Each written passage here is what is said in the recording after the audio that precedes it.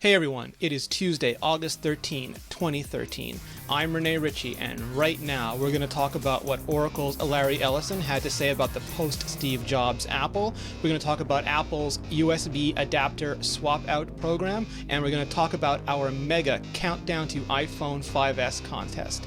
This is iMore Today.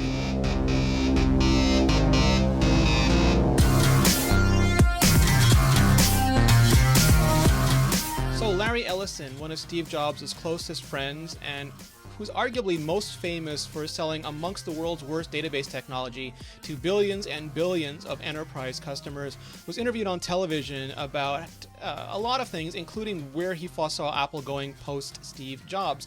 And he didn't call Apple doomed. A lot of headlines picked it up and called Apple doomed, but he did say we'd seen Apple with Steve Jobs, without Steve Jobs, with Steve Jobs, and then without Steve Jobs again. But this Apple without Steve Jobs is incredibly different than the Apple that was being run by a sugar water salesman. Apple is now being run by Tim Cook, and Apple is arguably the greatest product that Steve Jobs ever created. He has Tim Cook in position, Phil Schiller in position, Johnny Ive in position, and he's created an entire culture for the company. So I don't think it's fair at all to look at what Apple was in between Jobs eras and compare that to what it could be post-Jobs. But the thing about the future is you never know what it's going to be until it gets here. So we're going to have to just wait and see. In other news, Apple has extended their USB adapter swap-out program. That's the little white thing you plug into the end of your Lightning or 30-pin dock connector cable so you can plug it into an outlet. If you bring a third-party version of that into an Apple store with $10, it will get you an Apple-branded version. Most commercial ones are fine, but discount ones, especially ones that were involved in an incident in China, can be dangerous. So if you think you might have a dodgy one, take that and $10 and get yourself a real Apple connector.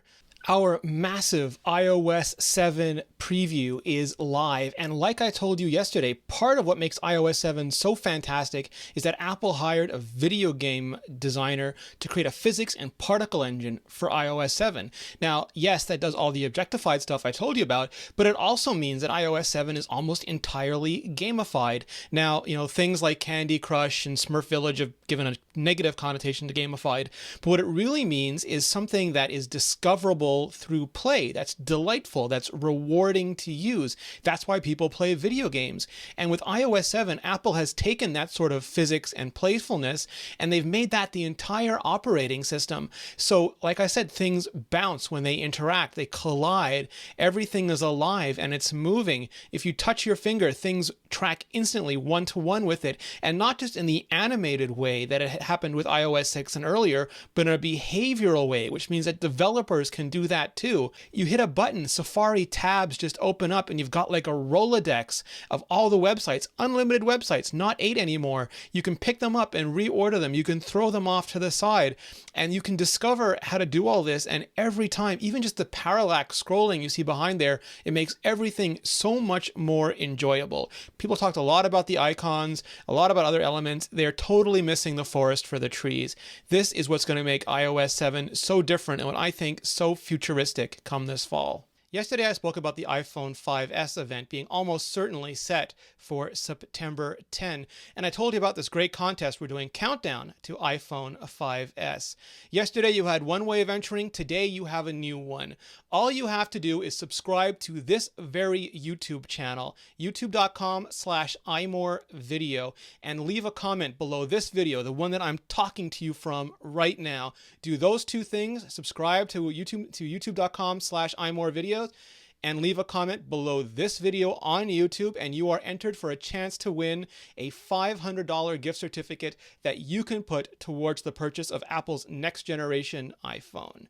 Last but not least, yes, iMore Today is back, but we're already going to be changing things up. I wanted to get more people involved. So starting tomorrow at 10 o'clock a.m., Peter Cohen, Richard Devine, and maybe some other notables from iMore and Mobile Nations will be coming to you live on a Google Hangout to do this very show. It'll still be about 5 minutes long. It'll still cover all the news you need to know for the day, but hopefully it'll be even more fun, more interactive, and of course, more iMore. So make sure you're here for that. If you haven't already, like I said, subscribe, leave a comment. Not only are we going to be the absolute best place on the net for you to learn everything about the upcoming iPhones, iPads, Macs, iOS 7, and Mavericks, but we are going to make it super easy for you to follow us, and we're going to give you great prizes too. What more could you want? Subscribe now. Do it.